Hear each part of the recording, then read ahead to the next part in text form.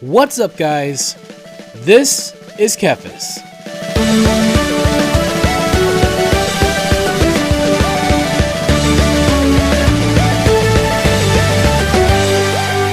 Welcome to Class Course, where we take a brief look at a specific class specialization from World of Warcraft and break down their core rotation.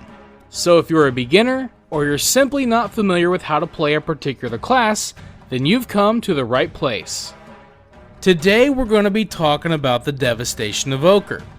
While this class does bring some new ideas to the table, overall their rotation is pretty straightforward. Like most classes, they have a priority list, so we'll start from the bottom and work our way up. Your primary filler ability is called Living Flame, and you'll be using this whenever you have nothing else to do. But you also have a resource called Essence, which will regenerate passively as you use it. You can spend Essence on Disintegrate, and while you're waiting for your Essence to recharge, you'll go back to using Living Flame. Now, using Living Flame will sometimes generate a stack of Essence Burst. You can have up to 2 stacks at a time. Essence Burst will allow you to use Disintegrate without needing to consume Essence. Make sure that you consume these stacks as soon as possible so that you can continue to generate more.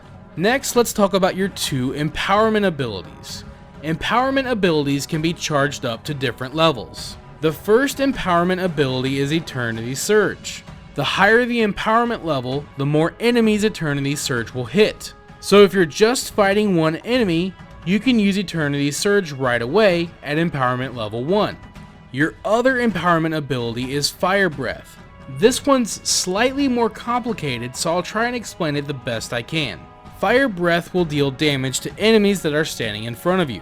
At lower empowerment levels, Fire Breath will deal less damage up front, but more damage over time. At higher empowerment levels, the opposite is true.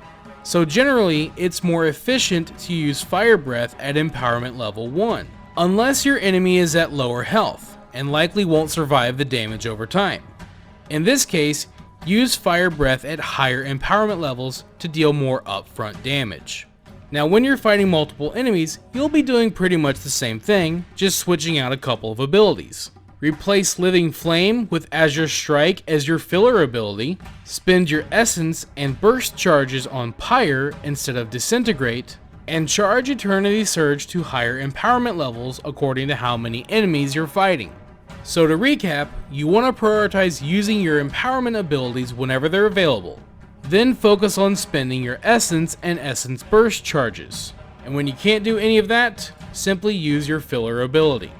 And that essentially is your core rotation. Now, there are a few other optional abilities tucked away in your talent tree. But with this being a beginner's guide, I want to keep it simple.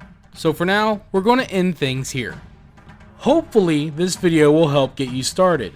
But keep in mind that in Dragonflight, your talent tree build will have the most significant impact on your rotation.